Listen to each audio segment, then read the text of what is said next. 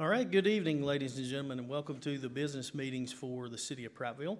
We have two public hearings tonight, and then we will move into our regular agenda. Madam Clerk, will you please call the roll? Councilor Newman. Here. Councilor Jackson. Here. Councilor Chambers. Councilor Merritt. Here. Councilor Whaley. Here. Councilor Stritchett. Councilor Langley. Here. All right, having a quorum present, I do call this public hearing to order. Item number one for public hearing tonight is a resolution to grant a restaurant retail liquor license to PWW Prattville LLC, doing business as Hooters of Prattville. Is there anyone here who wishes to speak in favor of this item? All right. Is there anyone here who wishes to speak in opposition of this item? All right. Not hearing any, this public hearing is closed. Public hearing item number two is a resolution to authorize the mayor to have overgrown grass and weeds at 480 Mount Airy Drive, 1175 Josephine Avenue, 214 Woodville Road, 348 Doster Street, 138 Lina Drive, and 609 Allenville Road, abated and charge any incurred expenses for the abatement process pursuant to Chapter 46, City of Prattville Code of Ordinances.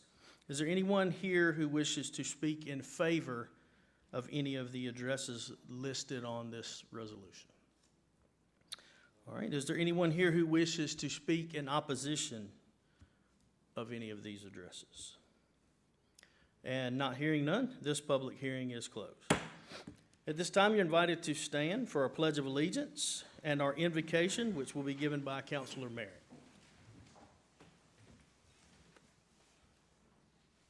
I pledge allegiance to the flag of the United States of America and to the republic for which it stands, one nation, under God, indivisible, with liberty and justice for all.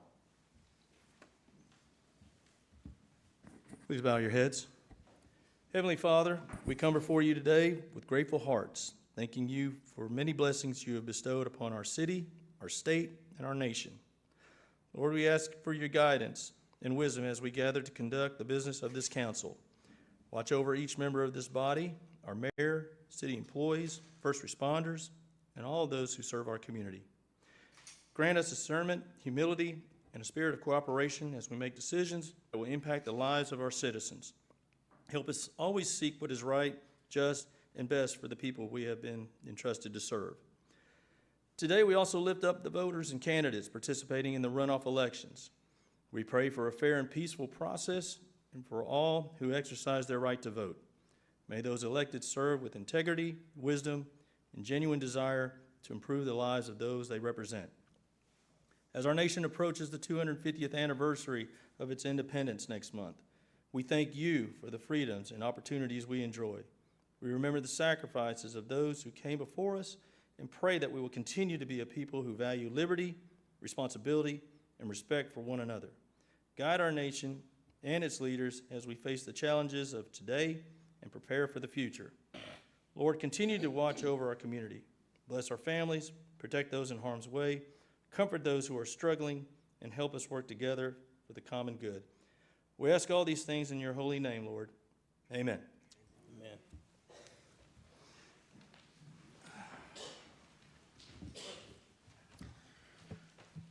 All right, Madam Clerk, will you please call the roll? Councilor Newman. Here. Councilor Jackson. Here. Councilor Chambers. Councilor Merritt. Here. Councilor Whaley. Here. Councilor Stritchett. Councilor Langley. Having a quorum, I do call this meeting to order. The character trait of this month is wisdom, seeing and responding to life situations from a perspective that transcends current circumstances.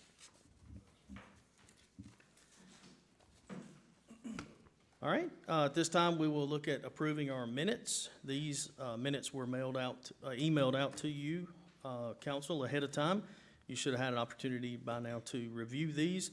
These were from the work session, the public hearing, and the city council meeting, all dated June 2nd of 2026. At this time, the chair will entertain a motion to approve these minutes. So moved. Moved by Councilor Jackson. Do we have a second? Second. Second by Councilor Langley. All in favor of approving the minutes, please signify by raising your right hand. And the minutes have been approved. All right.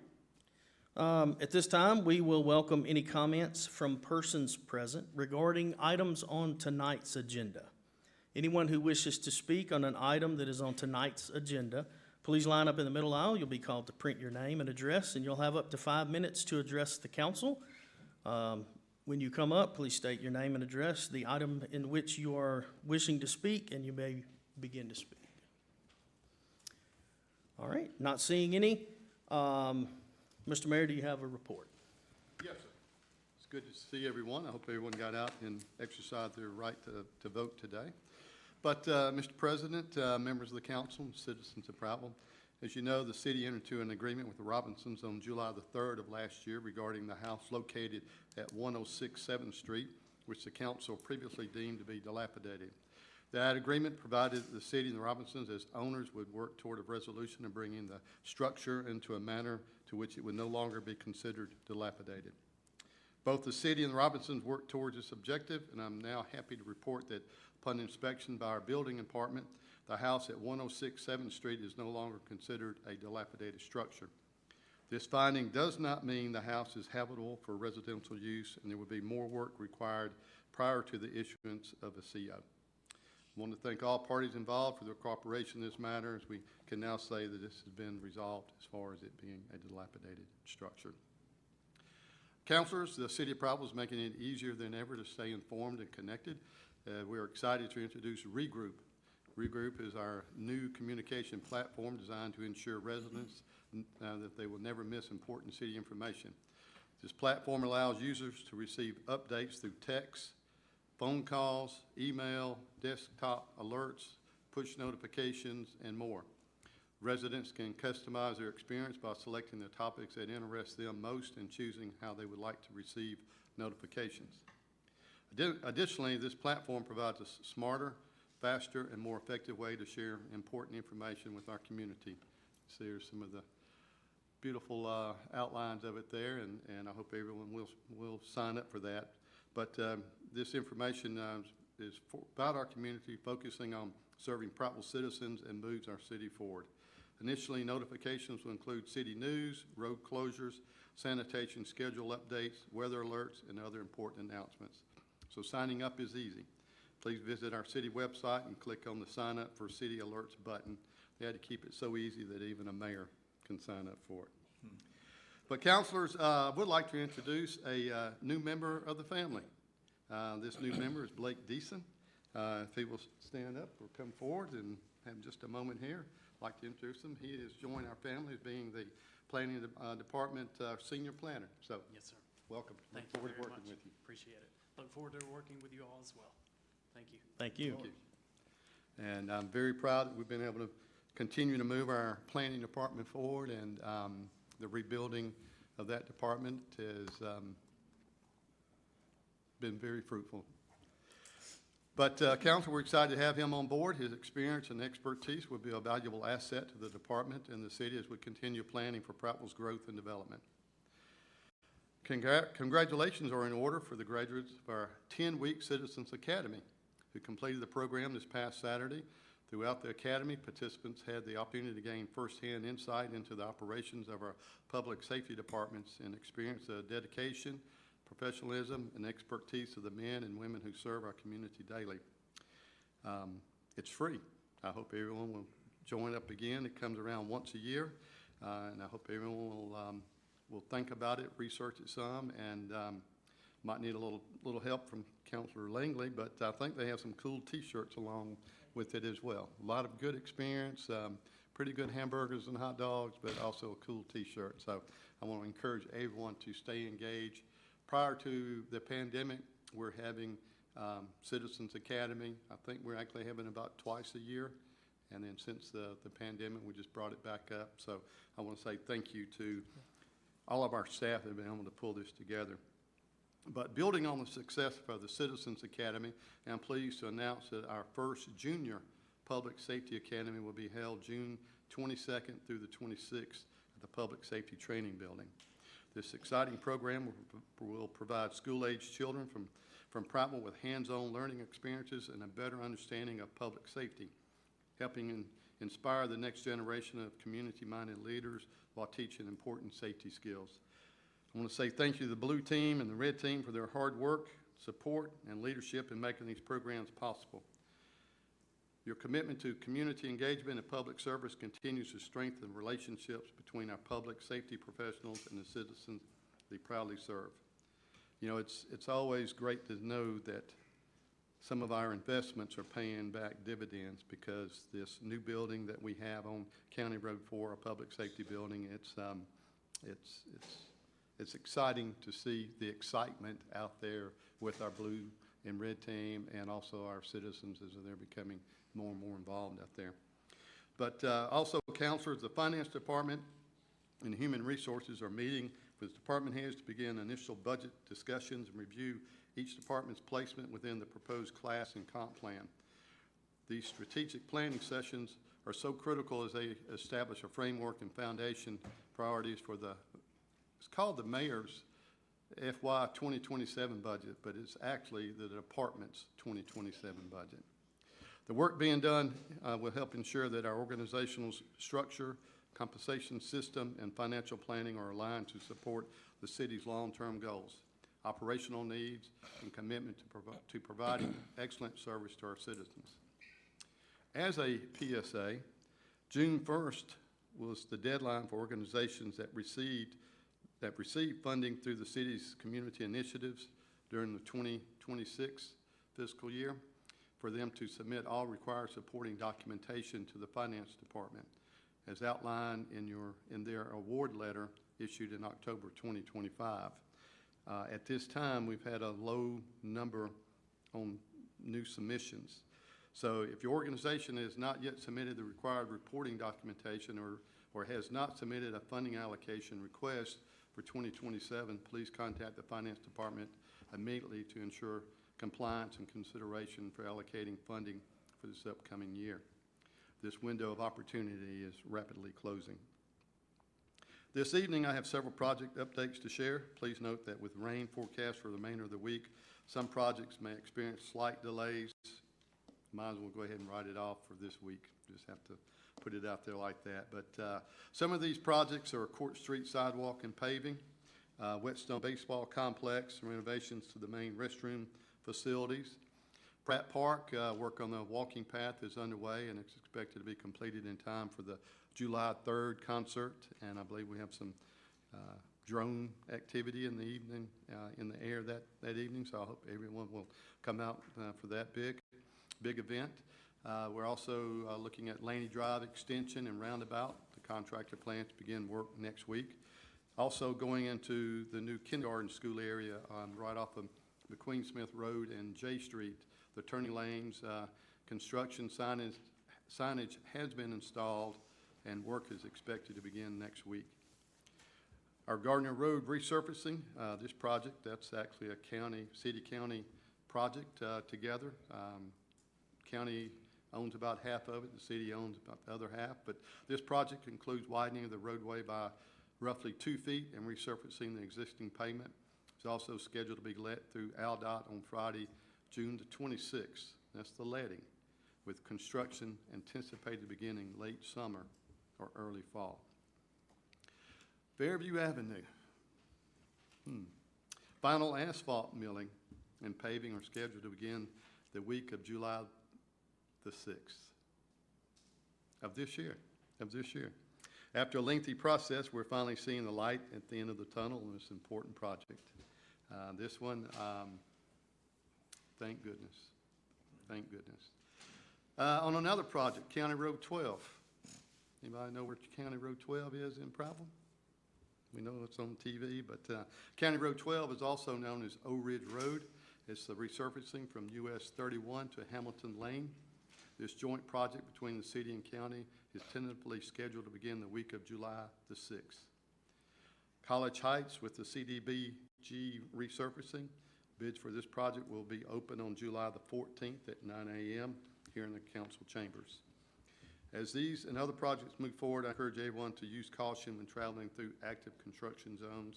Your patience and cooperation to keep everyone safe is much appreciated. Also, with warmer temperatures and increased rainfall, mosquito activity is on the rise. Rest assured, the city's mosquito abatement efforts are underway. To help out, please empty containers that collect water, change water and bird baths weekly, and keep swimming pools properly maintained. Also, city offices will be closed on Friday, June 19th, in observance of Juneteenth. Weather permitting, we plan to show World Cup action on the big screen at the Lyric at Esther's as the U.S. men's soccer team plays its second group stage game against Australia beginning at 2 p.m. But please join us for an American 250 theme Prattville Cruise-In car show hosted by the city in the heart of Dixie Mustang Club this Saturday at the Lyric beginning at 4 p.m. Stick around and enjoy a performance by the Blackbird Pickers beginning at 6 p.m. And as a footnote here, Tickner Avenue will be closed at 1 p.m. for event preparation. Also, the Creek Walk Concert Series continues on Tuesday, June the 23rd at Spillway Park. A performance by String Theory will begin at 6:30. In closing, I'd like to address our code enforcement process for garbage and rubbish violations. I have met with our city attorney and Chief Thompson to review our current ordinance and procedures. As part of this review, we're evaluating changes to the handling of notifications to improve communication with our residents. One enhancement will be implementing an additional signage notification, placing a yard sign on the property similar to the signs currently used for overgrown lots. For the ones in the audience, by state statute, when they have an overgrown lot, our staff puts in 2 signs in the yards per state code. We will be using and having some signs printed up very similar to those. So we'll be putting a similar sign, just 1 sign in those yards. But the purpose of this added measure is to better inform our citizens, increase awareness, provide another opportunity for property owners and residents to identify potential violations before further action is taken. Additionally, our early notification process for code violations, I believe, has been well received by most of the council. Staff has started sending photos and information to the council as this process continues to evolve. This is simply another tool to improve communication, foster collaboration, and better serve our constituents. Our goal is to ensure the process is fair, consistent, and easy to understand while maintaining the standards that help protect the health, safety, and appearance of our community. Mr. President, that's the end of my report. Thank you. Does anyone on the council have questions for the mayor? I have a couple of questions, Mr. Mayor. Yes, sir. Can you give an update or a status on Vista Point Park? I know it was shut down for some issues up and around Pratt Cemetery, but I was just wondering what the status was on it at this point. Yes, sir. Yes, sir. In Vista Point, following the completion of our GPR, ground penetrating radar, it was determined that the observation deck will need to be relocated to avoid some previous identified graves. Representatives from the University of Alabama met with our city engineer and others during the first week of June to evaluate the new location, and we're waiting on Greg Gillen with some approved plans for the new location of our observation deck there. It might be another 4 weeks before we can really come up and say exactly when they will be starting, but hopefully that new news might be coming sooner than that. But just need to thank the University of Alabama and our staff for working together to identify all this and make certain everything is done appropriately in that area. And then one other question was, I've noticed them being moved over by the Public Safety Building, and I'm assuming that's our Mill Pond Park. Yes, sir. That's on the Mill Pond improvements there. The dirt work has begun. Again, we have all this rain coming in. That area should move along really quickly and everything. There's some, I think, okay, we have a picture up here. Thank you. Some of the gray area there, just below the blue swing, those little gray lines there, that's some sidewalks, and the little black areas are some benches, and there's also, as you can see in that one one lower picture, mini picture there, that's a swing. And so we think there's going to be an area that's going to be highly appreciated, because I tell you, I'm very, very proud when I get out walking, and I know Councilman Newman, you do a lot of walking downtown, and there's more and more people enjoying our little track area, and I believe this would be another amenity there as well. So, but they do have equipment on site, and depending on the weather, and they're also working on Spillway Park 2, which is our parking for Spillway Park. So there's a lot of activity going on. So again, I hope everybody will keep their head on a swivel so they're safe in these areas. Hope that answers your question. Yeah, you mentioned Gardner Road. When did you say that you anticipated construction? Late fall, early fall, late summer. Right now, it's being put out to being put out to bid. Some of that, they're also going to have to relocate some utilities, like the water hydrants, I believe, something along that. No major utilities, but Yeah, okay. No, I was kind of curious about that just because, just like Fairview, you know, Gardner's been a topic of discussion for I quite a was while. gonna say, we share that road, and I know Yeah. he's getting beat up about it as much as I am. it has, and, you know, and we did have to go through one additional step in this early timeline because it was not identified as a collector road. And so we had to get that identified so that way we can have some of our local dollars returned back to us. Some of it's coming from the federal government, some of it from the state government, and we'll use some of our local tax dollars as well to help complete this. But it will be a little bit wider, not much, about 2 feet, but be a lot safer, easier to travel on, especially for the school buses. And also, I do like the idea of possibly, well, putting the signs in the yards for notification on the, how much burden do you think that's gonna be for our guys? And how much do you think it's gonna cost to add signs to the yards to just notify the residents of what's going on? Well, those signs are going to probably cost us about $10 a piece. In a lot of cases, they might be reusable, but we probably won't retrieve every one of them. If I had to guess, some of them will probably be gone. But as far as unless it's a very dry summer where it's very difficult, because I know we all have campaigned, and then there's some years that putting a stake in the ground is easy, and other years it's a very challenge. But as far as timeline, I don't think it's going to take up additional time much at all. Yeah, I just asked just for the record because I think it's a great idea. And just having that out there so the property owners do know in case they don't get these notifications. I'm pretty certain there'd probably be some kind of off orange color or something. And, you know, and like I say, it's by code for a few different things, overgrown lots, but then also alcohol, I believe, as well. We have to dilapidated structures.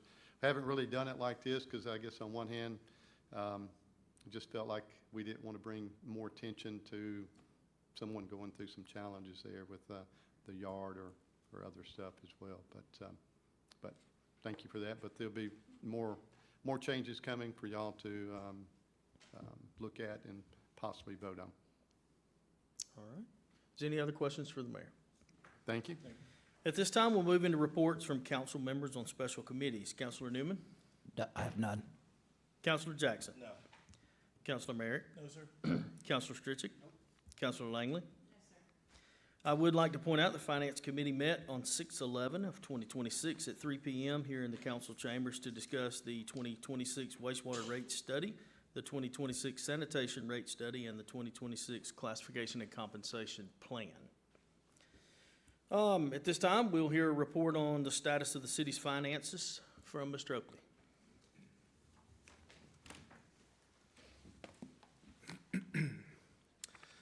So the first page in your packet is the general fund revenue report, and it shows that we have received $42,697,115 for the fiscal year to date, and this represents a 2.84% increase over the same period in the prior year. The next page is the tax breakdown comparison. Now, on the tax side, we were down 0.03%, which is roughly $1,000 when compared to the previous May. Next three pages show the general fund expenses broken down by department, and with 2/3 of the fiscal year complete, we have spent 68.8% of our budgeted expenditures in the general fund. Next page is the wastewater enterprise fund income statement. The wastewater fund generated a net income from operations of $177,744 for the month. Overall expenses continue to track under budget at 60.7%. Next page is the sanitation enterprise fund income statement. Sanitation fund reported a net loss of $376,746 for the month, and this was due primarily to the purchase of a truck for roughly $345,000. On that same line, we anticipated getting the truck in early July, so we went ahead and cut the check for it. However, probably going to void that check because we found out recently that we're not going to receive the truck till September, October. So it shows up now, but it'll probably go away and show back up again later. Overall expenses are under budget at 62.9% through May. Next page is the judicial special revenue fund income statement, and the judicial fund reported a net loss of $189,155, and this was due primarily to the Metro Jail quarterly payment being made during the month, which is roughly $180,000. Overall expenses remain below budget at 55.6%. Next page is the bank balances report, and it shows the total bank balances citywide at the end of May was $48,394,696. And the final page in your packet is the accounts payable and debt balances report. The total outstanding AP and debt balance citywide at the end of the month was $65,253,145, while the city's non-enterprise fund debt was $35,477,395.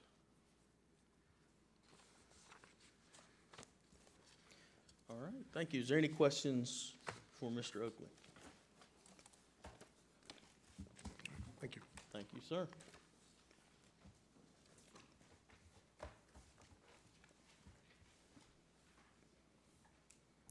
All right, tonight we have the opportunity to create a consent agenda. There are 5 items that we might consider on this, and they are: item number 1, a resolution to grant a restaurant retail liquor license to PWW Prattville LLC, doing business as Hooters of Prattville.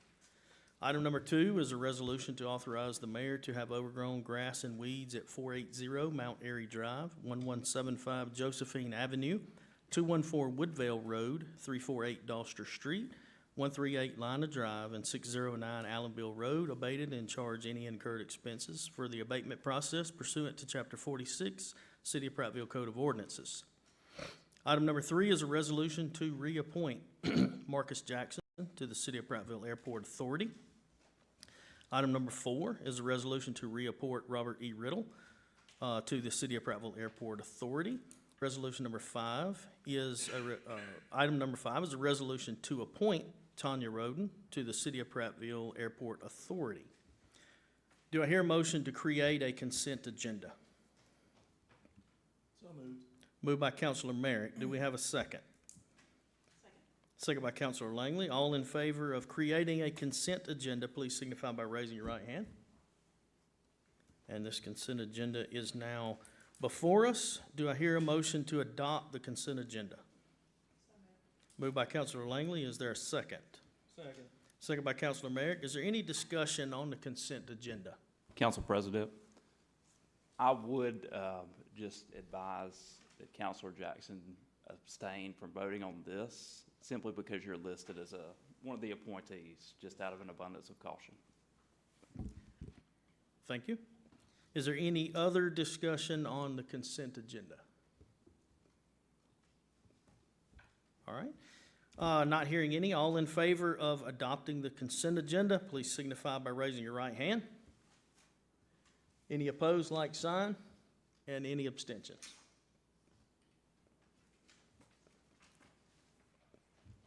All right, our consent agenda is adopted.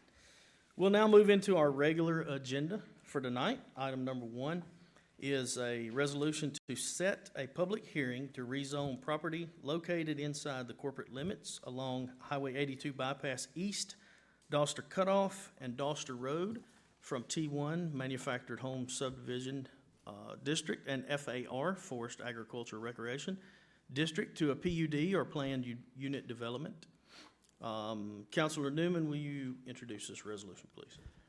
Yes, sir. Whereas Blake Rice is the petitioner for the property described in Attachment A, and whereas said property is to be rezoned, is located inside the corporate limits along Highway 82 bypass east, Doster Cutoff, and Doster Road, and whereas the petitioner wishes to rezone approximately 262 plus or minus acre property from T1 and FAR to PUD, and whereas a public hearing on the proposed rezoning was held in the City of Prattville Planning Commission on May 21st, 2026, and whereas the Planning Commission did recommend the zoning of said property as described in Attachment A be amended from T1 and FAR to PUD, now therefore be it resolved that by the City of Council of the City of Prattville that a public hearing is set for July 23rd, 2026 at 6 p.m. at Prattville City Hall. So moved. All right, we do have a motion. Is there a second? Second.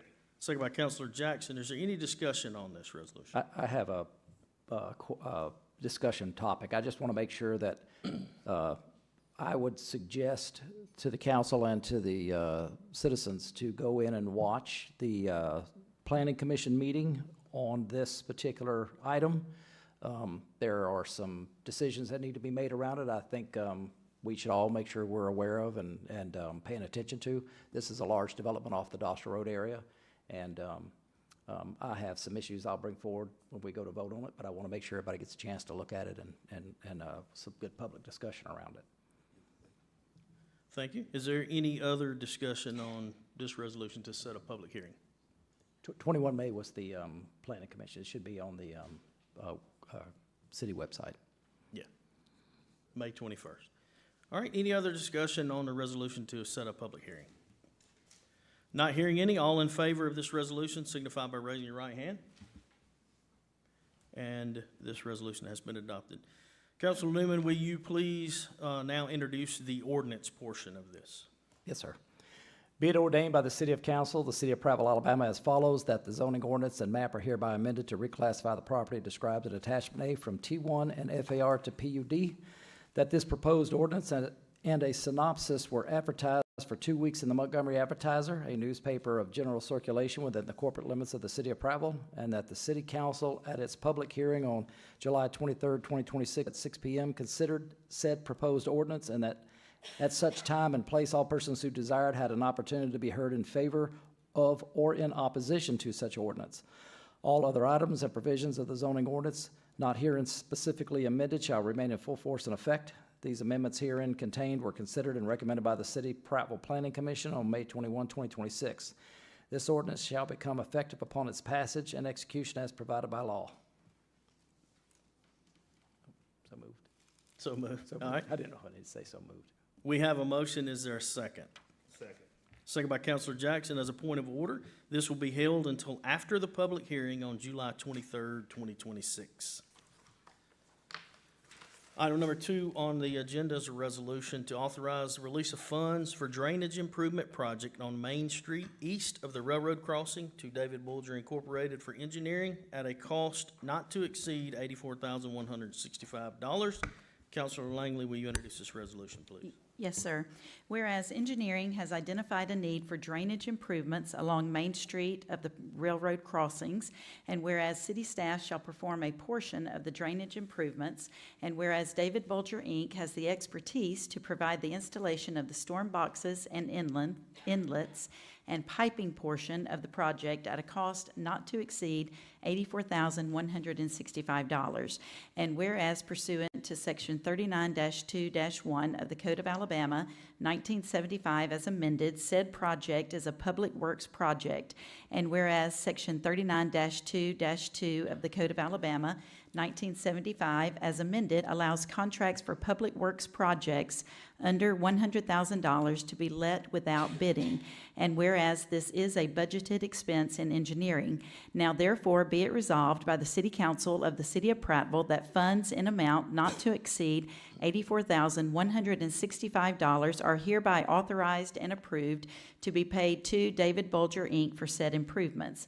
And said funds are hereby approved and appropriated from the FY 2026 budget line item from engineering/stormwater. So moved, Mr. President. Thank you. We have a motion. Is there a second? Second by Counselor Jackson. Is there any discussion on this item? Not hearing any. All in favor of this resolution, please signify by raising your right hand. And this item has been adopted.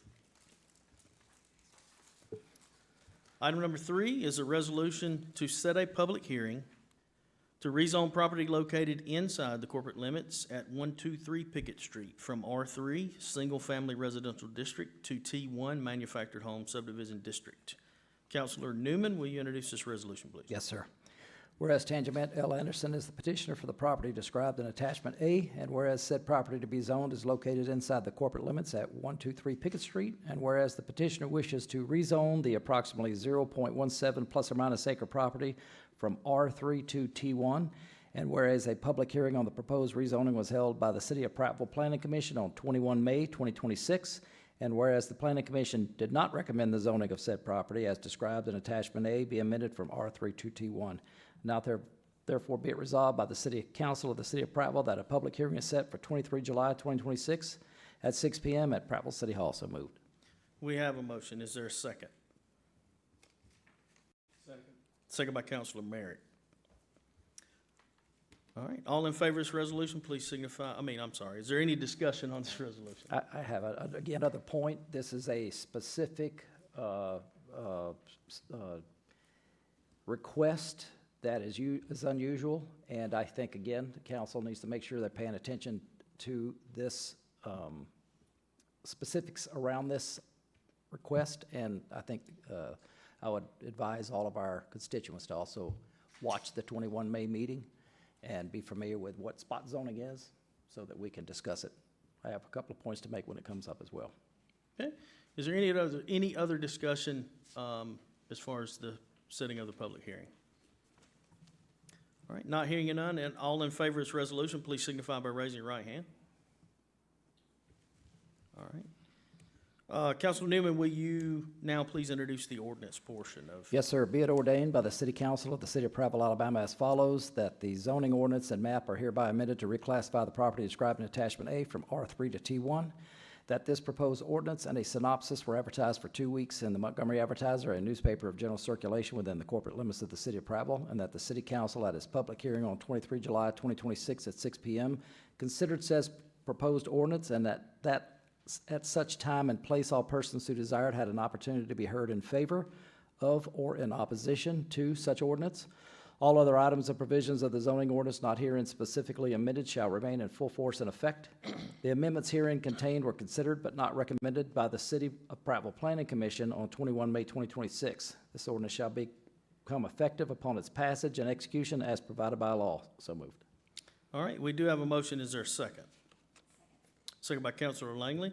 As a point of order, this also will be held until after the public hearing on July 23rd of 2026.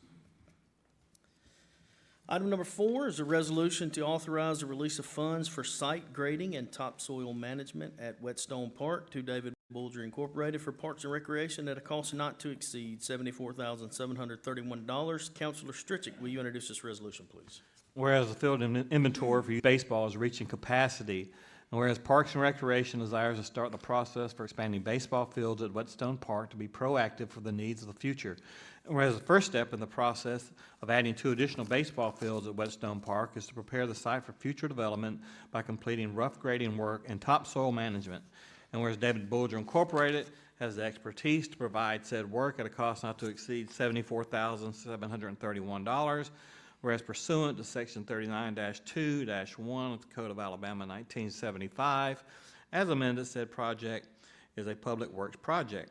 And whereas Section 39-2-2 of the Code of Alabama 1975, as amended, allows contracts for public works projects under $100,000 to be let without bidding, and whereas this is a budgeted expense in Parks and Recreation, now therefore be it resolved that by the City of Prattville, that funds in an amount not to exceed $74,731 are hereby authorized and approved to be paid to David Bulger Incorporated for said improvements, and said funds are hereby approved and appropriated for fiscal 2026 budget line item, Parks and Recreation, capital outlay. So moved. All right, we have a motion. Is there a second? Second. Second by Counselor Merrick. Is there any discussion on this item? Not hearing any. All in favor of this resolution, please signify by raising your right hand. And this resolution has been adopted unanimously. Item number 5 is a resolution to set a public hearing to rezone property located inside the corporate limits at 925 Pegler Street from R3 Single Family Residential District to T1 Manufactured Home Subdivision District. Councilor Newman, will you introduce this resolution, please? Yes, sir.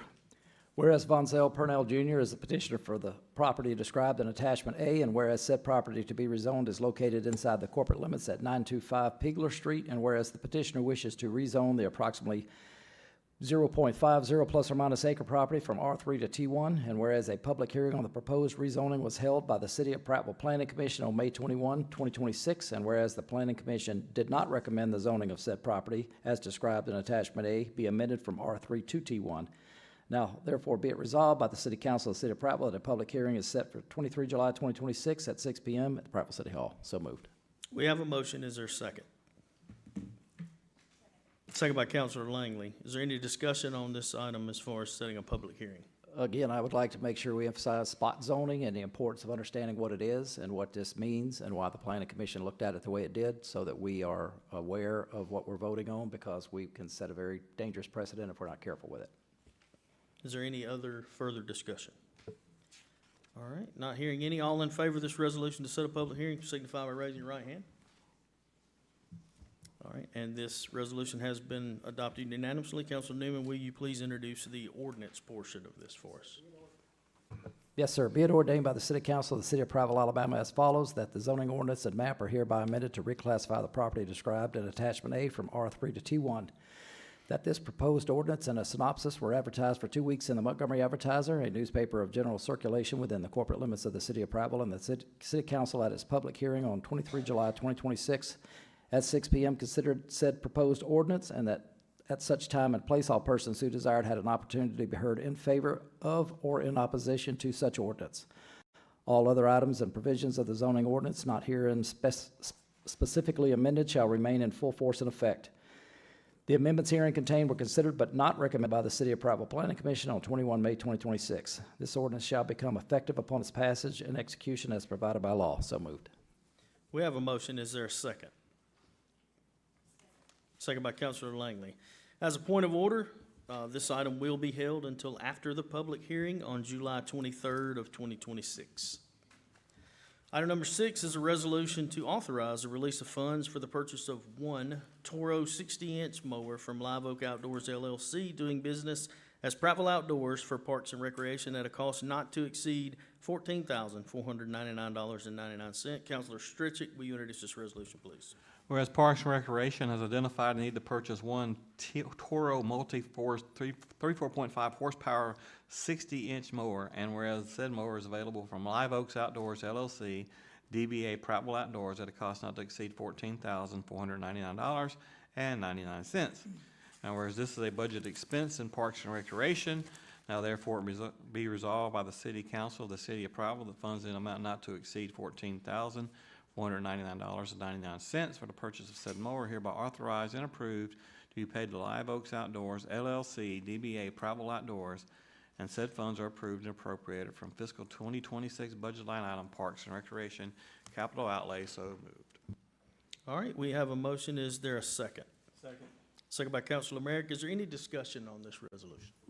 I would just like to say that I'm thrilled, and I haven't said this before in regards to Parks and Rec, but it's great to see us, the City of Prattville, purchasing local. And thank you, Parks and Rec, for doing that. All right, is there any other discussion on this item? Not hearing any. All in favor of this resolution, please signify by raising your right hand. and this resolution is adopted unanimously.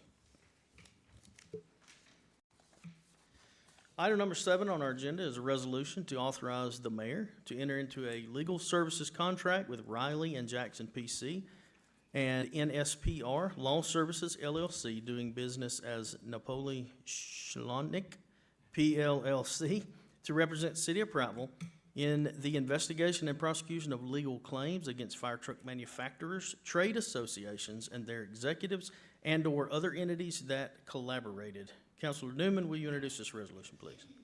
Yes, sir. Now therefore be it resolved by the City Council of the City of Prattville that the mayor is hereby authorized to sign a legal services contract between Riley and Jackson, PC, and NSPR Law Services, LLC, Napoli Shkolink, and PLLC, and the City of Prattville to represent the city in the investigation and prosecution of legal claims against fire truck manufacturers, trade associations, their executives, and/or any other entities that collaborated with them, who, based upon their coordination to fix prices, manipulate supply, and extend delivery times, exchange sensitive information, impose unlawful price increases, and engage in other anti-competitive or collusive conduct relating to fire truck sales and production. Be it further resolved that the fees or legal services rendered will be 33.33% of gross fees recovered. Be it further resolved that the mayor is hereby authorized to execute any and all documents necessary to carry out the intent of this resolution. So moved. We have a motion. Is there a second? Second by Councilor Langley. Is there any discussion on this item? I was going to ask, do we need to clarify what exactly this means? I know we've talked, or it's been explained to us, but I want to make sure the public understands what this means. I don't know if Andrew may be able to shed some light on it. Sure, thank you, Councilor Newman. So just so the council and the public is aware, this law firm additionally assisted the city with the opioid litigation, and we were very successful in that. And quite frankly, I'm boots on the ground here with you guys. I don't handle class actions. This case would involve depositions likely in a number of different states and complex litigation. So, I mean, that's the reason for retaining this firm to handle this class action situation with the fire truck purchases. From what I understand, there's no cost out of pocket on the city's end for this. That's right. Contingency, so I mean, there's nothing upfront as far as cost to the city, and I mean, if they are successful, that's when payment would be rendered at that time. Okay. All right, is there any further discussion? I would like to say that I will abstain from voting on this. I work for Sunbelt Fire Equipment. Sunbelt Fire is a distributor of a lot of different fire equipment, and one of those being fire trucks. However, we as distributors are not named in this suit whatsoever. But they are a partner of the company that I work for, and I believe it would be a conflict of interest for me to vote on this. So, hearing no further discussion, all in favor of this resolution, please signify by raising your right hand. Any opposed, like sign, and abstain. All right, resolution is adopted. Item number 8 is a resolution to authorize the city attorney to affix the cost for the removal of garbage and rubbish at 416 Summerhill Road. Councilor Langley, will you introduce this resolution, please? Yes, sir. Whereas Section 6-5-122 of the Code of Alabama, 1975, as amended, permits the City Council of the City of Prattville to declare a public nuisance and have the violations resolved. Whereas in Resolution Book 2026, page 107, on April 7th, 2026, the City Council declared the garbage and rubbish at 416 Summerhill Road to continue to be a public nuisance. Whereas the Autauga County tax records list the property owners as Williams Violet M. with an address of 416 Summerhill Road, Prattville, Alabama, 36067, to parcel number 190516 40010 001.046, and whereas in compliance with Section 46-31 City of Prattville Code of Ordinances, the code enforcement officer gave written notice to the owners of said property on January 6, 2026, to correct, remedy, or remove the conditions of garbage and rubbish within 10 days.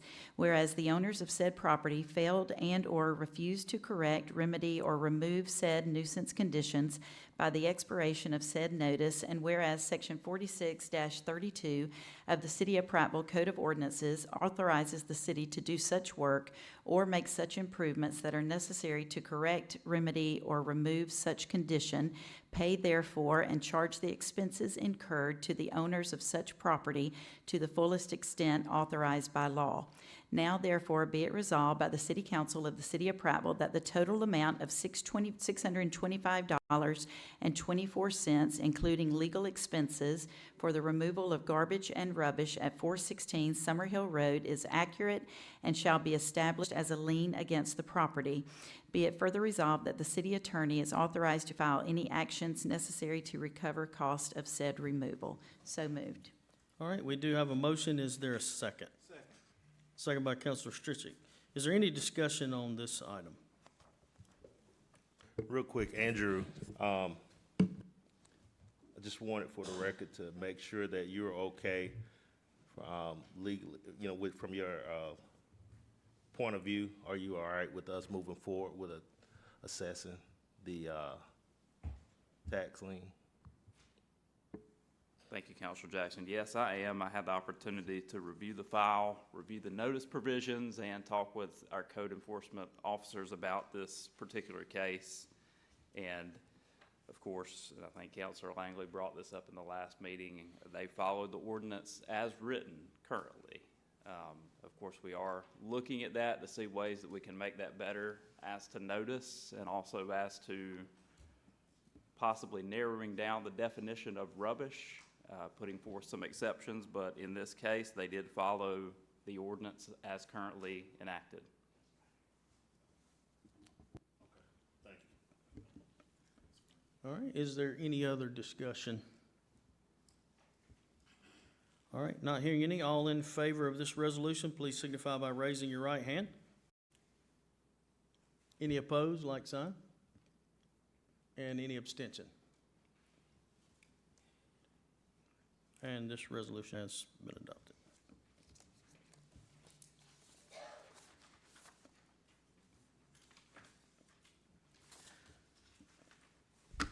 All right, next item is number 9, resolution to authorize the city attorney to affix the cost for the removal of garbage and rubbish at 1840 East Main Street.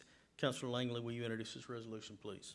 Yes, sir. Whereas Section 6-5-122 of the Code of Alabama, 1975, as amended, permits the City Council of the City of Prattville to declare a public nuisance and have the violation resolved.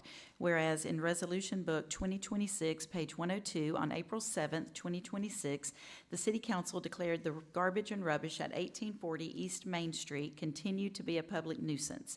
And whereas the Autauga County tax records list the property owners as Bell South Telecommunications Incorporated, AT&T Southeast Tax Department, with an address of P.O. Box 7207, Bedminster, New Jersey, 079213610, to parcel number 1906141001001.014. And whereas in compliance with Section 46-31 of the City of Prattville Code of Ordinances, the Code Enforcement Officer gave written notice to the owners of said property on January 20th, 2026, to correct, remedy, or remove the conditions of garbage and rubbish within 10 days.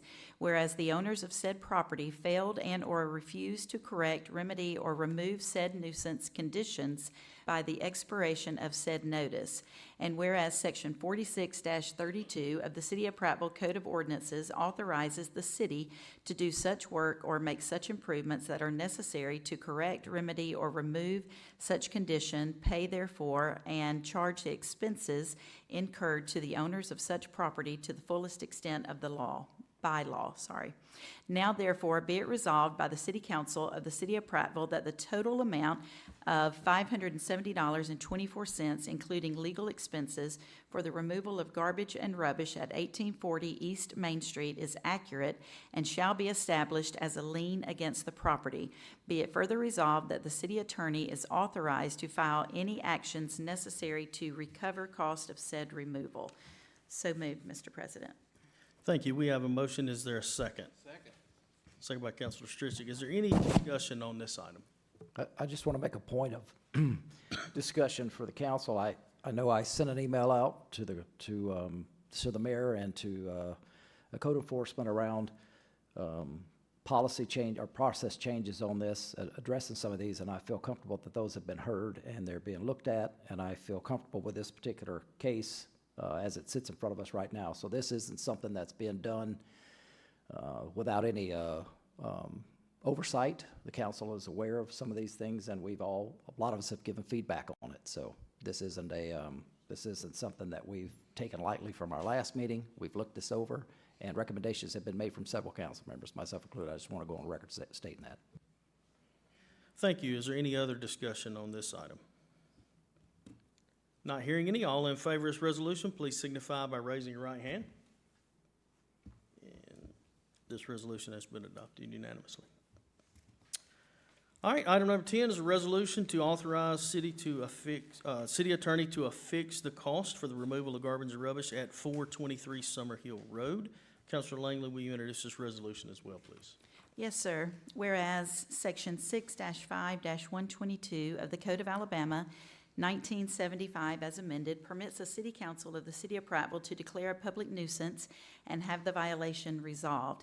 And whereas in Resolution Book 2026, page 103, on April 7th, 2026, the City Council declared the garbage and rubbish at 423 Summer Hill Road continued to be a public nuisance. Whereas the Autauga County tax records list the property owners as TL Investment with an address of 8631 Alabama Highway 22, Maplesville, Alabama, 36750 to parcel 19-0516-4010001.072, and whereas in compliance with Section 46-31 City of Prattville Code of Ordinances, the code enforcement officer gave written notice to the owners of said property on March 14th, 2026, to correct, remedy, or remove the conditions of garbage and rubbish within 10 days.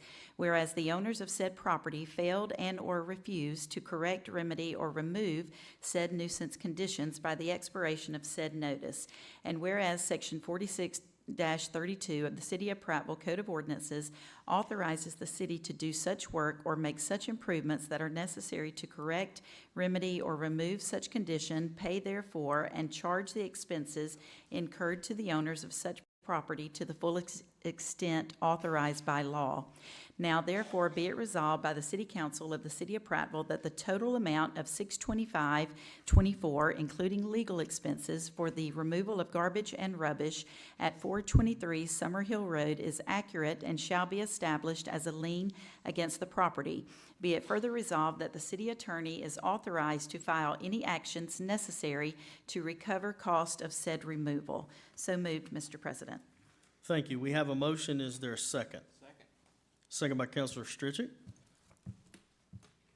Is there any discussion on this item? Not hearing any. All in favor of this resolution, please signify by raising your right hand. And this resolution has been adopted.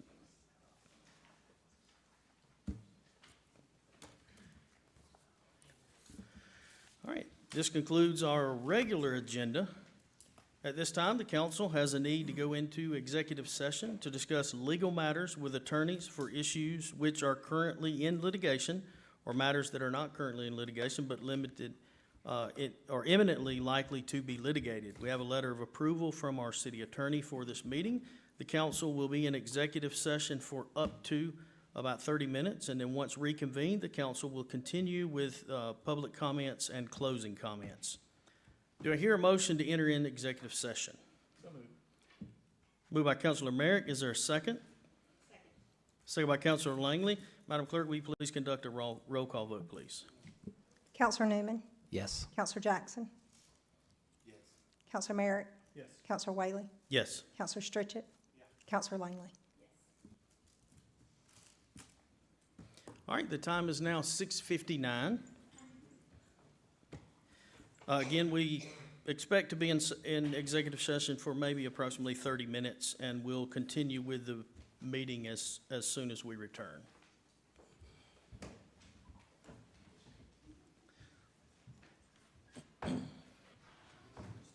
Yeah.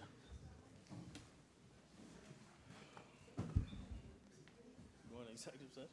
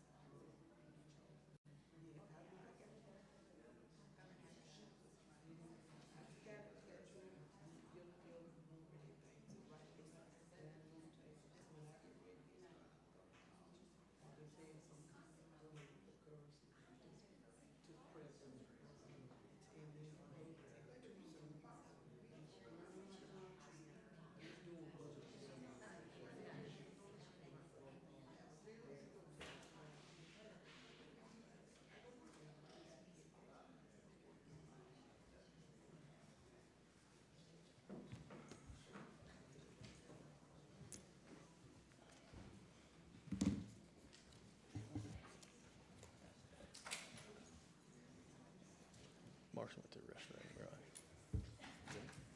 Marcus said he had to use the restroom. He'll be right back.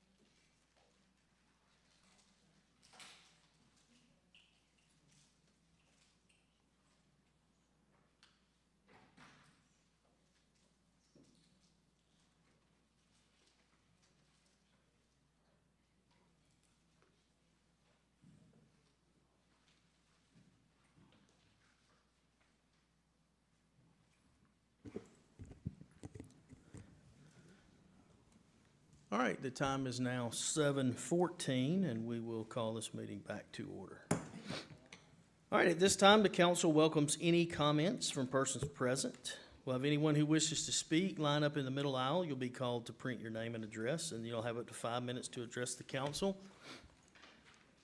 We ask that you please state your name and address first, and then you may begin to speak.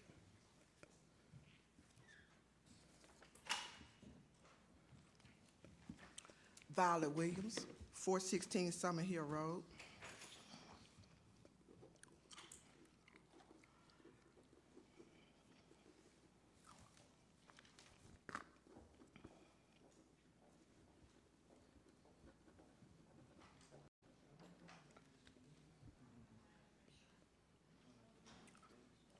All right, my question is, y'all gonna charge me $625 for trash that was not trash?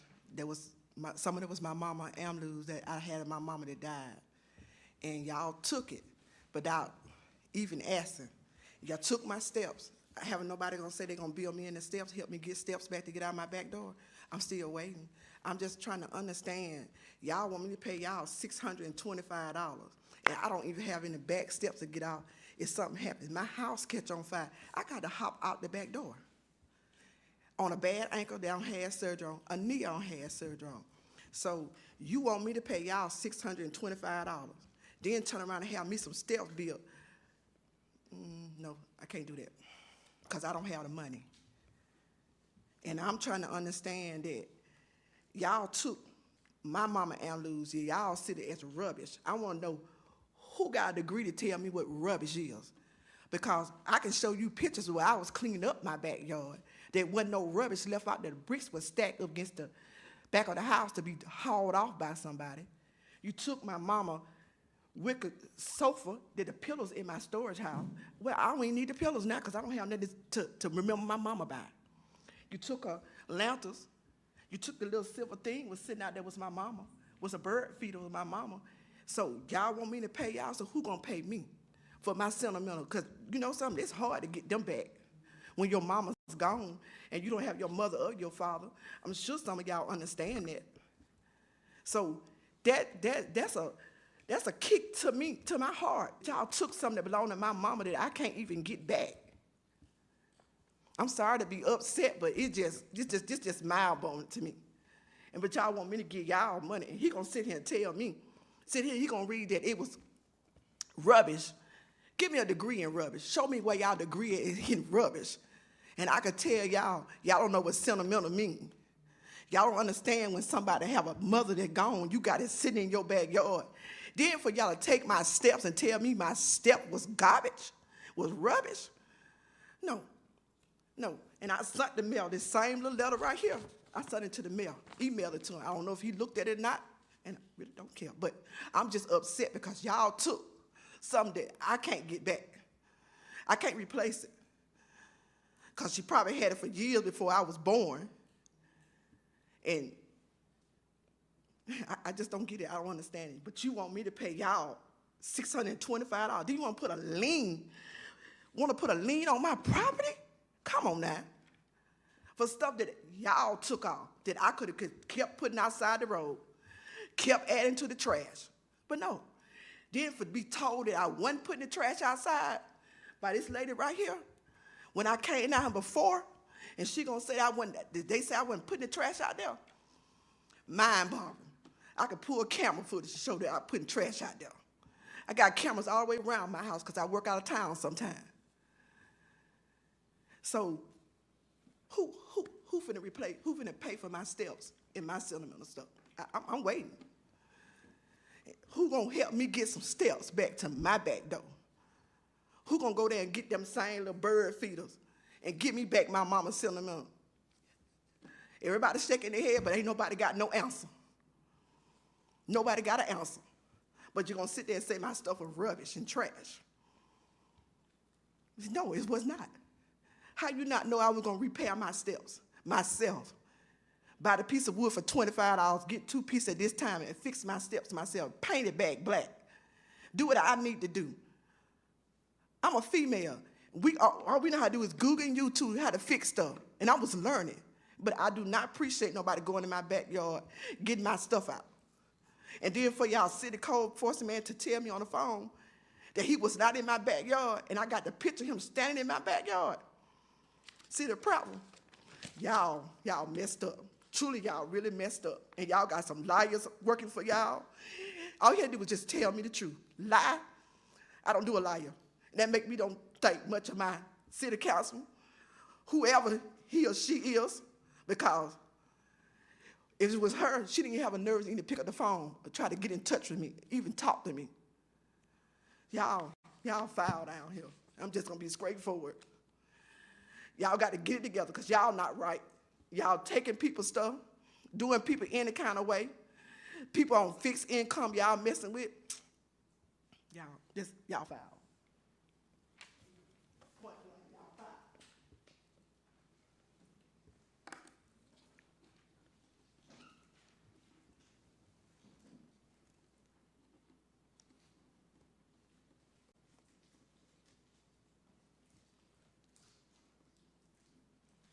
Hi, I'm Lori Herring, 225 Stewart Street.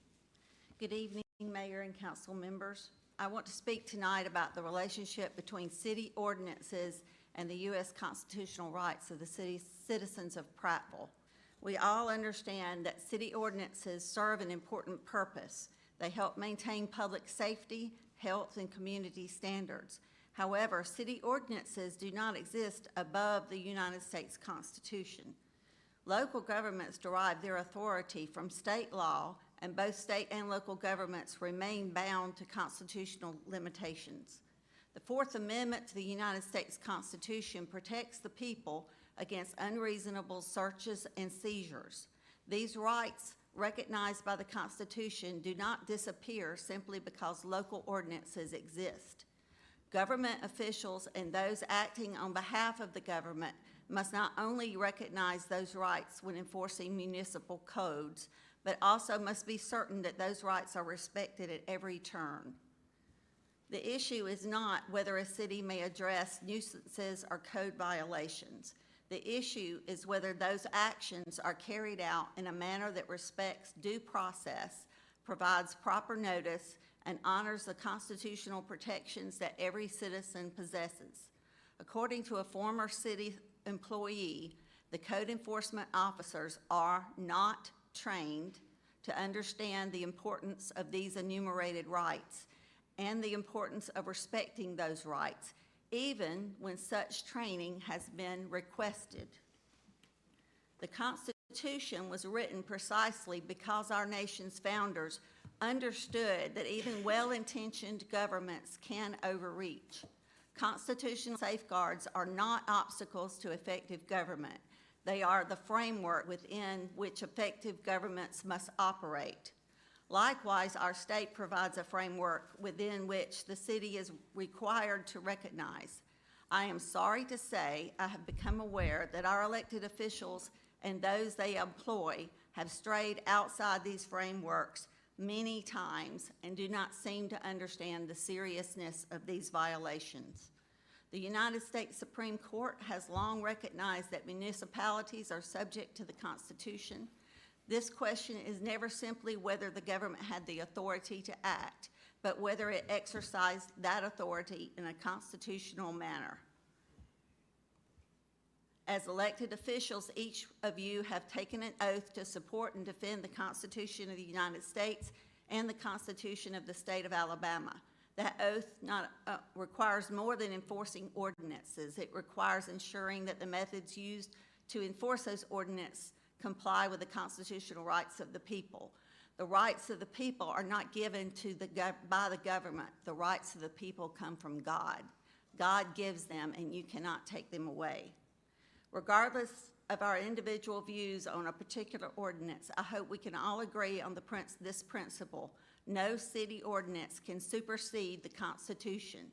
The preservation of liberty depends not only on the laws we pass, but on our commitment to uphold the rights those laws cannot infringe upon.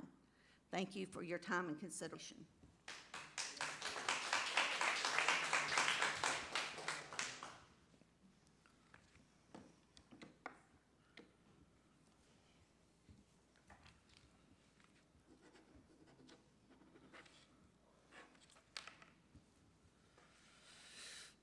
Good evening. You want me to print it?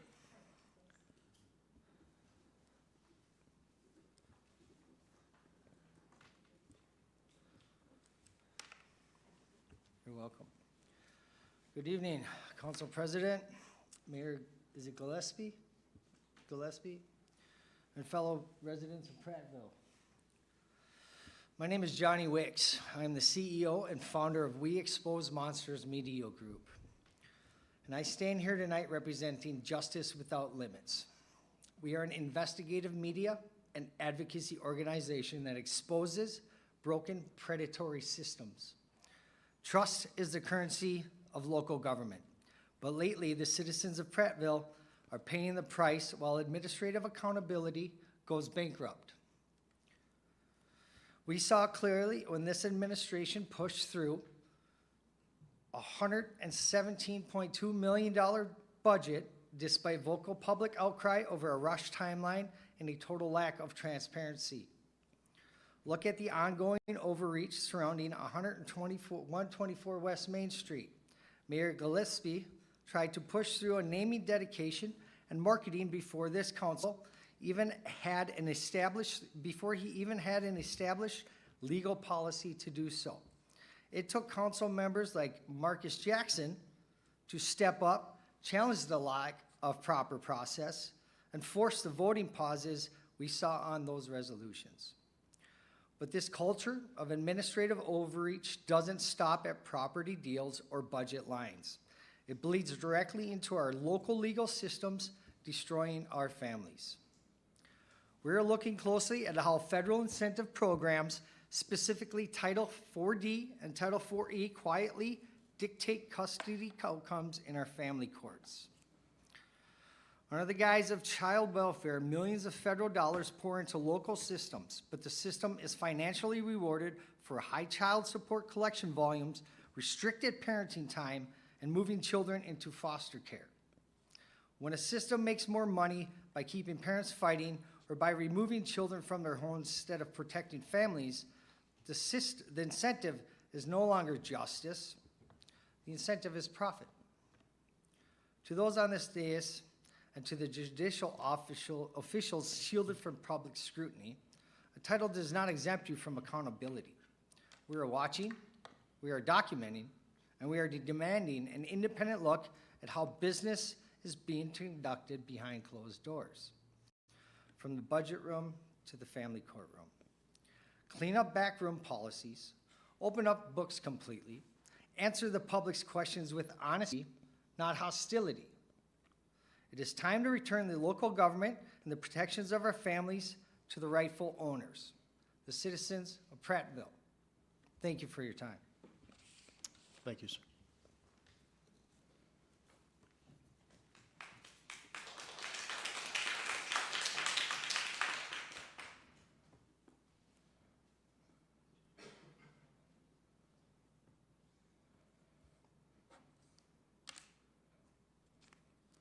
Good evening, Council. My name is Jessica Saxon. I'm a national civil rights advocate and a whistleblower.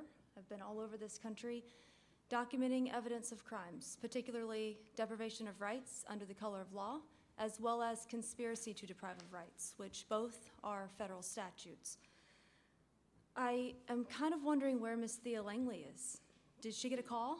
Because we were just at the county commission meeting calling her out on what we would consider to be a monopoly, where Ms. Langley is a court-appointed therapist who also sits on the city council. She regularly actually charges people cash, refuses to give them receipts, doesn't take insurance, and most of these people are court-ordered parents who are funneled directly to her with no meaningful choice. That is a monopoly. Another thing that we have evidence of is that she is gifting teenagers with prizes when they come to see her. I don't know about you, but when I was in grad school, a master's in psychology and counseling, that was a big no-no. It may not be illegal, but definitely raises some ethical concerns. Carol Carter, the judge that I hope was not voted in recently, the city of Prattville residents should know that while she was a guardian ad litem, that she promoted and encouraged a 12-year-old to take birth control. And that when the parents and the grandparents and the families were questioning why she was promoting this, because that's not her responsibility to promote, she laughed it off, said that it was her body and her choice at 12. Judge Jessica Saunders, she shows a pattern of making backdoor deals regarding the placement of children, as well as a history of egregious ex parte communication, even so much as showing up at a litigant's house and having conversations. To my knowledge, that was recorded.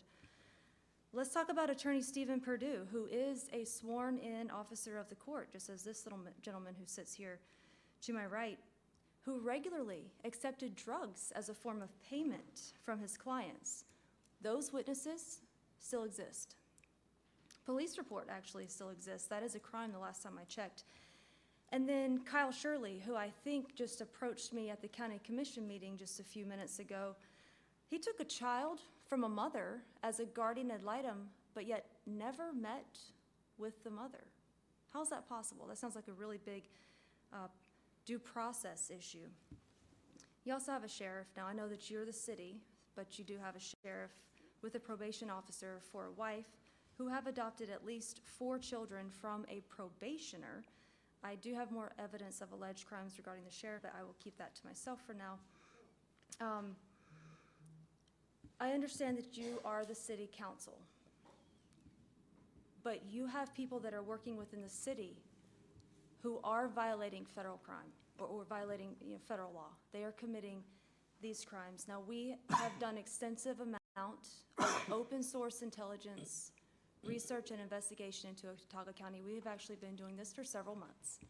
So by the time I come to a city council or a county commission meeting, I already have the evidence. It's already secured on private servers, and there's no destruction of court records, ex parte communication, the crimes that have been committed. There's video evidence of judges that are acting extremely inappropriately.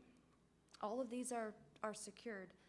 I am going to serve you guys today with the same notice of liability that I served to the county commission, with only one example of an affidavit of criminal conspiracy regarding crimes against a family and a child. The other affidavits of criminal conspiracy are with the county commission, so you can go to them and refer to them for that. As it stands right now, I can prove that individuals who are operating within your city have deprived citizens of their rights that are secured and protected by the Constitution under the color of law, that there is a conspiracy here, that there is a racketeering criminal syndicate that is undoubtedly happening, in this city and in this county, as well as kidnapping. Now, in the event that kidnapping occurs according to federal law, that's 18 U.S.C. 241 and 242, in the event that kidnapping occurs, there are 3 punishments for that. One is fines, one is prison, and the other is death. Yes, Congress has enacted that kidnapping under the color of law in regards to deprivation of rights is a capital punishment. So I encourage you to look up the things that I have said, confirm for this, for yourself, for it to be true, and then act according to your oath of office to secure and uphold the Constitution. Thank you very much. Mr. President, can I have a point of order? Sure. I'd like to ask our council a question real quick before we continue with this, before the cameras and the sound equipment is turned off and the individuals commenting leave, before our final comments. What authority does the city council have over a sitting judge in this county? Do we have any authority as a city council, as a legislative body, over any judge in this county? No authority. Yeah, we have zero authority. You had 5 minutes, and it's not, you had 5 minutes, and now you had 5 minutes, and now I'm just asking to ask questions to my attorney. Please give me a chance. I'm asking him questions. I don't need you to take the floor away from me. I'm talking right now. You had your opportunity to talk, and I didn't say anything. I've already seen your show once, and now I'd like to ask my attorney a question. I would like to ask the attorney a question. Order. Do we have any authority over any sitting judge in this county?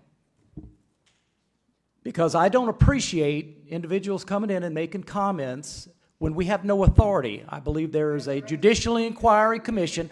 I appreciate you letting us know, but your attempt to defame people in our...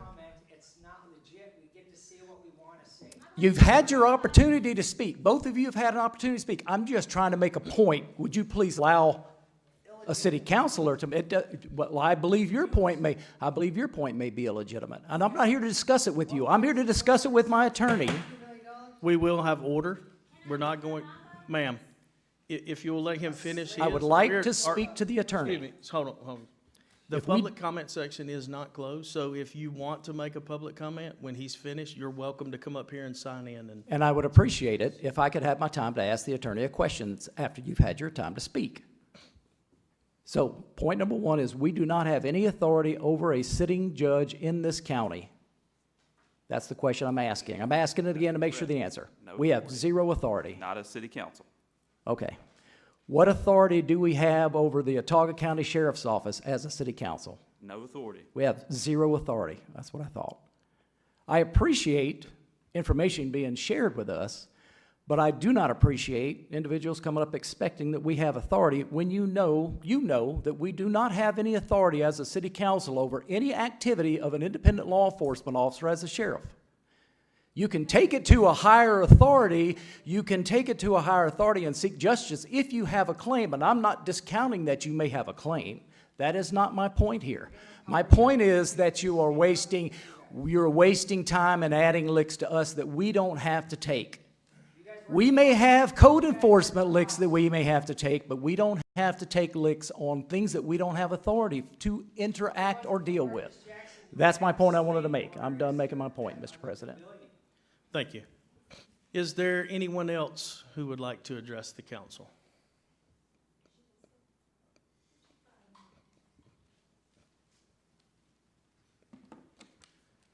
Please remember to sign in and then state your name and address before you begin to speak.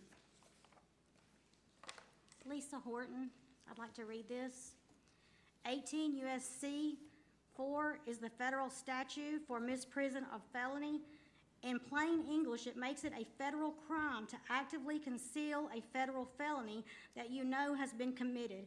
It is often brought up in systematic corruption or cover-up situations where public officials or employees look the other way or help hide illegal activity. Here's the exact breakdown of what the law says, what it takes to actually break it, and what the penalties are. The text of law: whoever, having knowledge of the actual commission of a felony, cognizable by a court of the United States conceals and does not as soon as may be made known the same to some judge or other person in civil or military authority under the United States shall be fined under this title or imprisoned not more than 3 years or both. Thank you. And there's your duty, sir. Work for us. We don't work for you. Is there anyone else who would like to address the council? All right, not hearing any, at this time we'll move into closing comments. Mr. Mayor? Councilor Newman? Yes, I have a couple of comments. I had a virtual town hall meeting between council sessions. I had some individuals show up. We had a good meeting. I think we had some good input and feedback from citizens. I plan on having more of them. I'd like for more people to participate in them so we can get feedback and we can do the things we need to do. We discussed speeding issues on Dawson Road and Durden Road. We discussed some drainage issues that needed to be addressed. We do have several drainage issues right now, especially with some rain, that the mayor and city engineering is actively looking at working on. It was a very good meeting, and I look forward to it. I also want to make a couple of comments about the school situation that we have in front of us right now. Over the last few months, I've had multiple personal conversations regarding our schools with the Autauga County Superintendent and other school board members and even some state legislative representatives, and I'm actively consuming all the data, reports, and histories on this issue.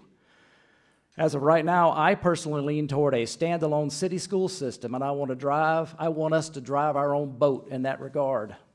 But it has to make sense mathematically. If the numbers don't check out, partnering with the Autauga County Board of Education is my next choice. But we have to define exactly what our taxpayers get in return for that investment. We also need to look at the actual map. Prattville straddles 2 counties, and we have what I call the Elmore County leak. Because our heaviest retail engine is on the Elmore County side, we send roughly $4 million a year in educational sales tax to Elmore County while matching about the same amount in Autauga. The hard truth is that we are technically, as a city, funding 2 separate county school systems at the same time, and it's structurally hurting the city, not helping us. To fix that leak, we have to look at 2 mechanisms: pushing aggressive economic development strictly on the Autauga County side and finding creative ways to capture and dedicate more of the retail revenue we already generate on the Elmore side going forward. Funding requires a willing mechanism. A few years ago, a city millage increase failed at the ballot box. More recently, a county funding adjustment failed too. We have a massive structural knot when the voters explicitly deny tax increases, yet expect the city's operational budget to absorb the shortfall. As we enter our upcoming budget sessions and discussions, we closely look over our numbers to determine our current revenue, evaluate our revenue streams, and identify our baseline revenue needs. Before we can commit to anything, we have to do the heavy digging to find out exactly where the money is that could even be used to bridge a gap like this. The Autauga County Board of Education wants us to commit upwards $6 million a year to support their layout. Yet previous data suggests that for roughly $12 million, Prattville could fund its own independent system outright. And after year 1, state and federal funding subsidizes the city system up to about 60%. So as we review our revenue needs, the question comes down to simple business logic. Does it make financial sense for Prattville to pay $6 million a year in rent to a landlord when we don't own the property? Or do we do our homework, project our revenue growth, and see what it takes to buy our own house outright? I am committed to supporting education in this city, for this city and the citizens of Prattville. Right now, we have a bureaucracy level or bureaucratic level, the County Board of Education, between us and our students, our citizens. I have no issue with that, except I believe we've outgrown them, and they realize that as well. We have a tax and a revenue issue that needs to be addressed, and it's down to the city council to figure out what to do about that. So I'm excited about the opportunity to discuss it. I lean into the city school system method. I think that is a very good way for us to take control of our own facilities and work through that.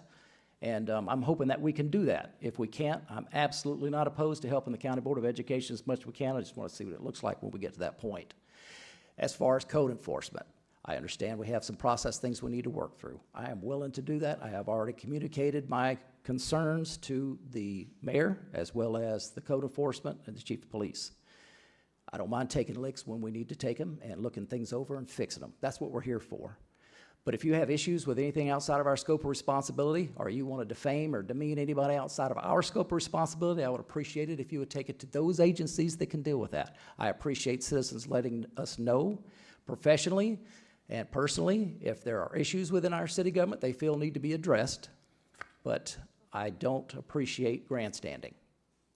So that's my final comments. And when you show up with the cameras and microphones, I consider that grandstand. Right there. You got microphones in front of you. We have the right to do this. You work for us. No one said you don't have the right. I'm saying what you're doing is grandstanding. You work for us. Order.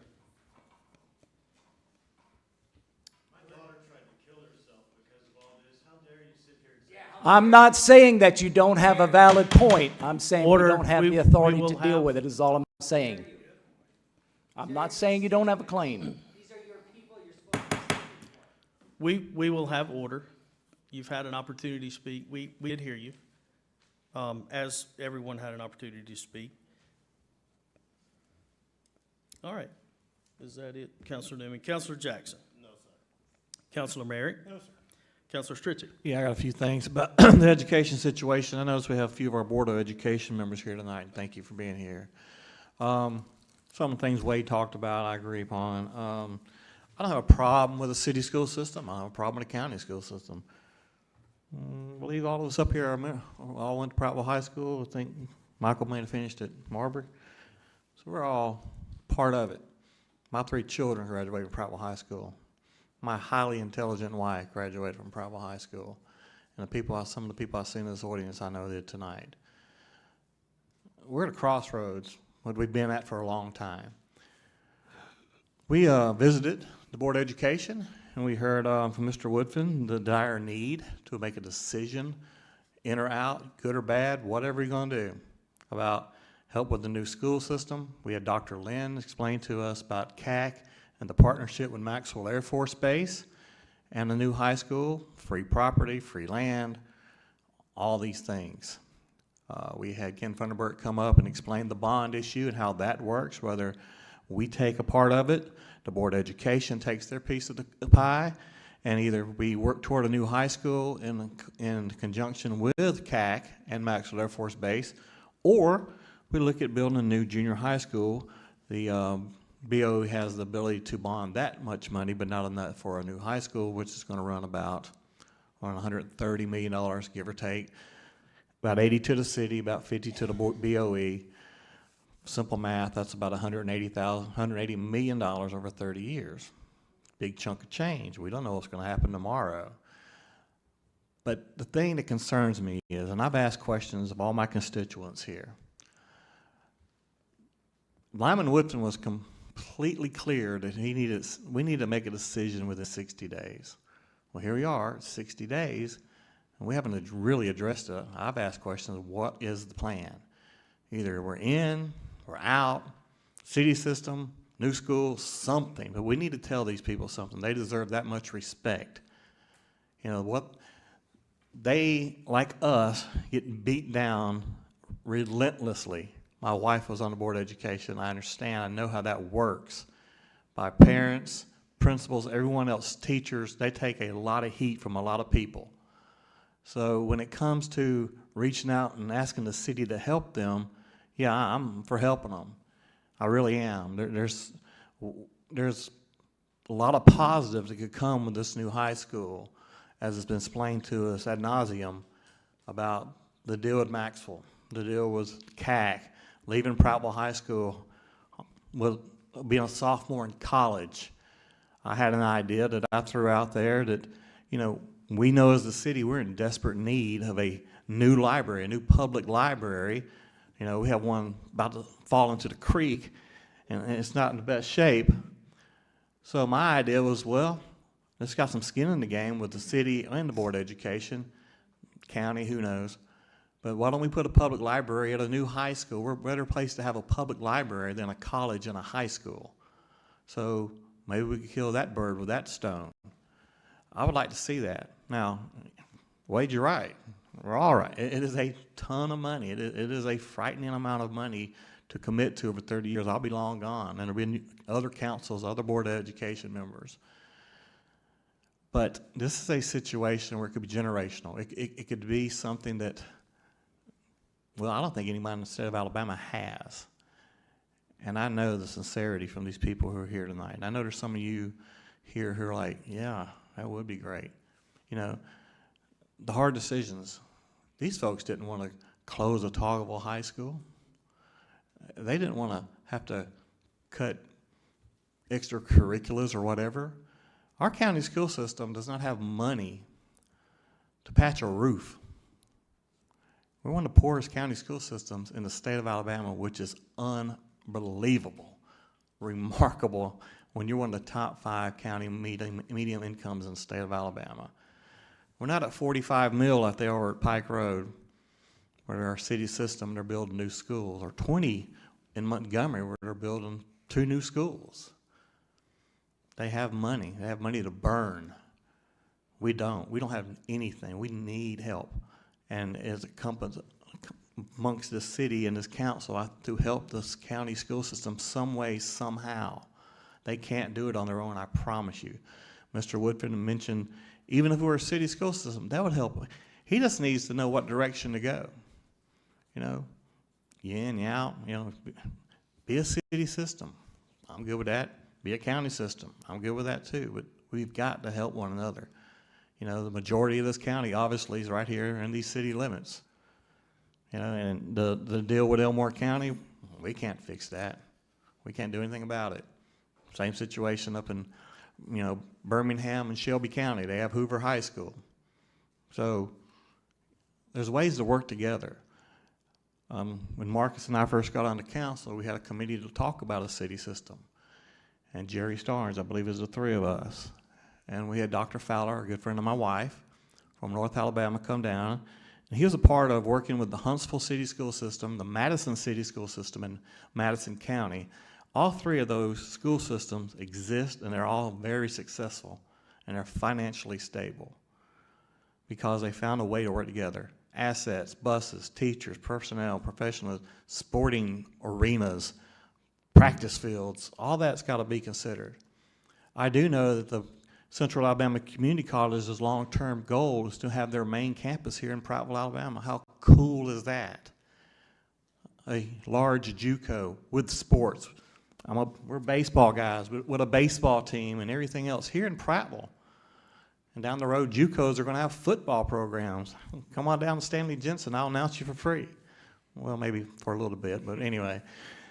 But we waited so long. We kicked this can down the road, not only since Marcus and I started, but in the last 60 days. And where are we? Nothing's getting done. Nothing is moving. I ran for this position a long time ago, lost twice, finally got up here because I got tired of complaining. I got tired of not seeing things move. Why do we just talk about things? Either you're in or you're out. To me, everything's 50-50, one way or the other. You know, my first committee on this council was with the Fire and Police Committee, and we had a meeting, I think my second committee meeting at the Public Safety Building, and they needed a generator for that building. Well, of course you need a generator for in case we have an outage for the Public Works. And I just looked at our finance guy, I said, well, how much is it? And he said, well, it's going to be $50,000. And I said, well, we have that in the budget. Yes. So I said, well, Kathy at the time, Paula's, who's now Paula, can you please put that on an agenda? I'll sponsor it. Let's vote for it. How long have y'all been trying to get this generator? And one of the chiefs, I believe it was Chief Brown, said about 2 years. 2 years. Why? Why has it got to be like that? We're a small town. We're a small county. It's in a national it's in national politics, it's in state politics for Prattville, Alabama, 40,000 residents and going. And we need to work with each other. But we got to cut out the red tape, the foolishness, the egos, the worrying about the next election, whose feelings you're going to hurt. And in this situation, it's about these educators, which I'm married to one, and I helped raise one, and it's more importantly about these children.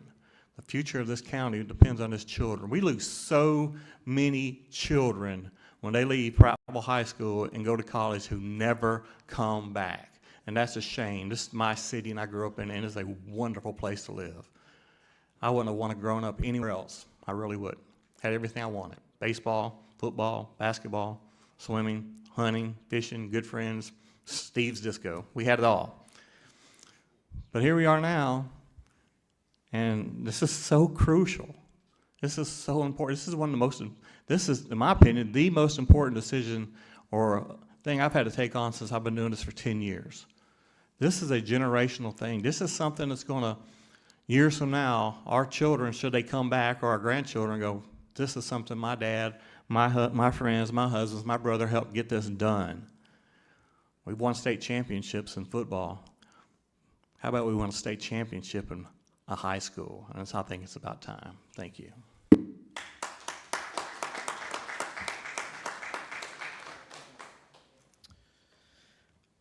All right, first of all, I would like to recognize our school board members that are here, Ms. Crockett, Ms. Jackson, and Mr. Robbins. I know some of us have had some conversations and some emails back and forth over the last couple of weeks. I firmly believe that strong, well-funded schools are essential to the long-term stability, growth, and prosperity of the city of Prattville. The challenges facing our school system now, particularly regarding aging facilities and infrastructure needs, are significant and will require thoughtful leadership and difficult decisions from everyone involved. At the same time, the City Council has a responsibility to balance numerous competing priorities with limited financial resources. Residents have entrusted us with the stewardship of public funds and have historically expressed reluctance to support increased taxation, even as expectations for critical services, including public safety, sanitation, wastewater infrastructure, and quality of life initiatives, continue to rise alongside cost. It's also important to recognize that proposals for additional education funding have been rejected by voters on 2 separate occasions. Each month, the City Council receives a comprehensive financial report from the Finance Director, which we received tonight.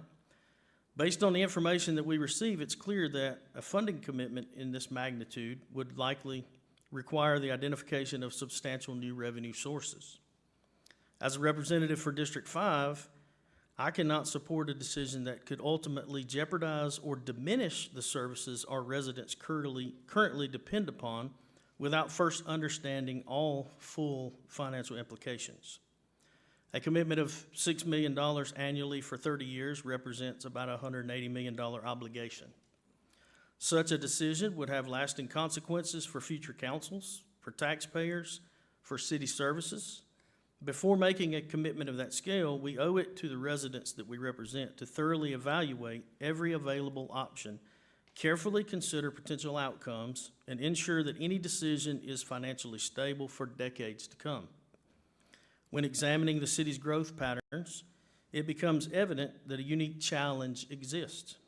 A satellite view clearly illustrates the division between Autauga and Elmore counties within the city limits of Prattville. Much of the city's residential growth has occurred in the Autauga County portion of Prattville, while a substantial share of commercial growth has occurred in the Elmore County portion due to its proximity to Interstate 65 and access provided by Cobbs Ford Road, Old Farm Lane, and Highway 82. As a result, many Prattville students are affected by an imbalance in the way educational funding is generated and distributed. This reality underscores the importance of exploring every available solution to ensure that we make the best possible decision for both our students and the long-term sustainability of our community. I do not raise these points to diminish the importance or urgency of the decisions that are facing the Autauga County Board of Education. Those decisions are significant, and I fully appreciate the challenges the board must address.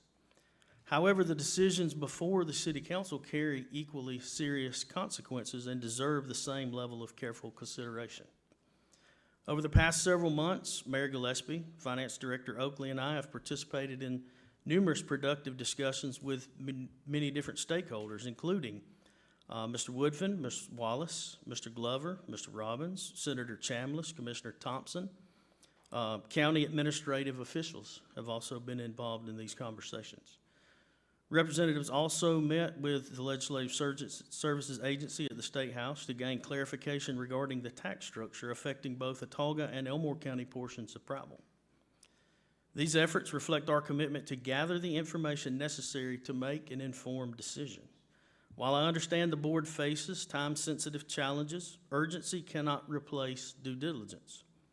The responsibility entrusted this council requires us to fully understand the financial, operational, and long-term consequences of any commitment that we make. Our residents deserve nothing less. I believe that every member of this council shares the conviction that strong schools are vital to the future of the city of Prattville. The question before us is not whether education should be supported, but how we can provide that support in a way that is responsible, sustainable, and in the best interest of both our students and the citizens we serve. I say that to try to show you that we're not, we haven't had a open public council discussion. I've asked for some available dates from the council to have a work session to discuss this openly. We can't go and shut the door and discuss this issue. We have to discuss this issue openly in front of the people that we represent.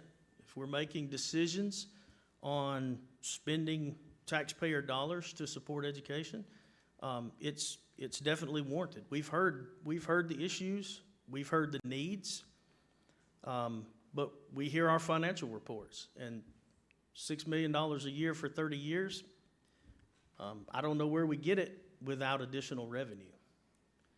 So I hear what you've said, Robert. I hear what Wade has said.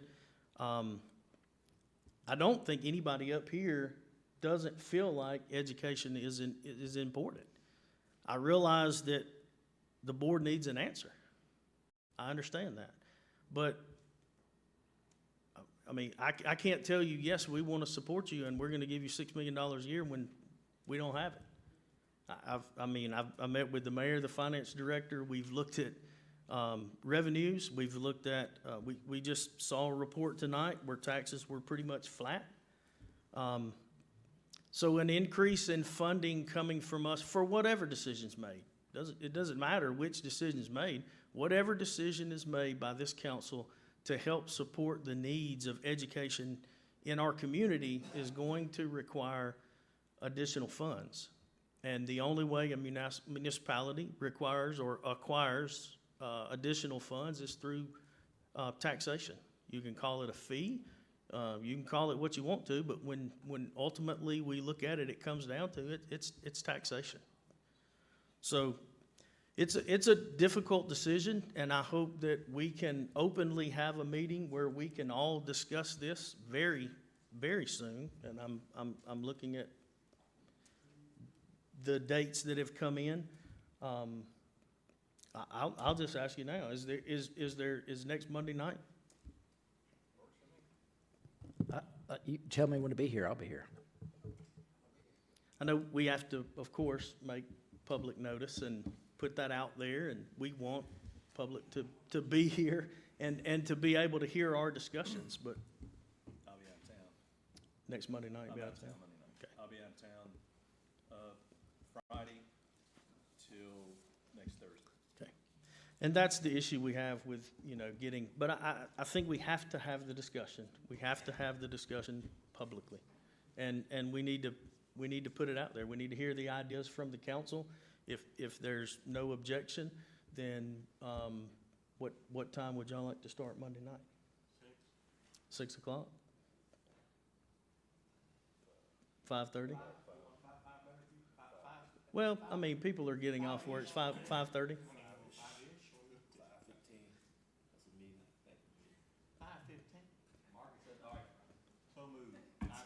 5:15. So next Monday night, we will have a work session for the council to discuss the topic of education and where we are on that, where we're leaning toward that.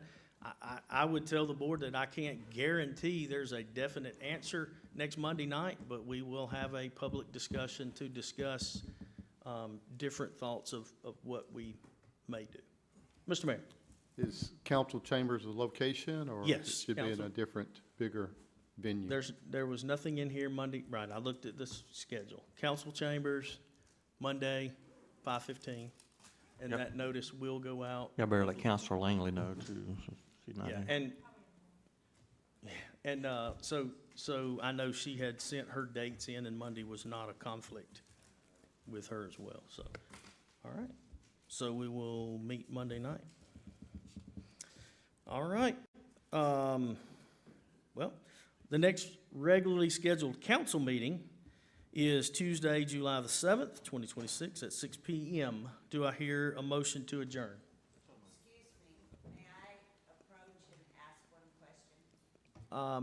Well, we've finished our public comment, but as soon as we adjourn, you're welcome to ask us anything you would like to. All right, so motion to adjourn? Counselor Stritchick moves, is there a second? Yes. All in favor, say yes. Yes. And we are adjourned.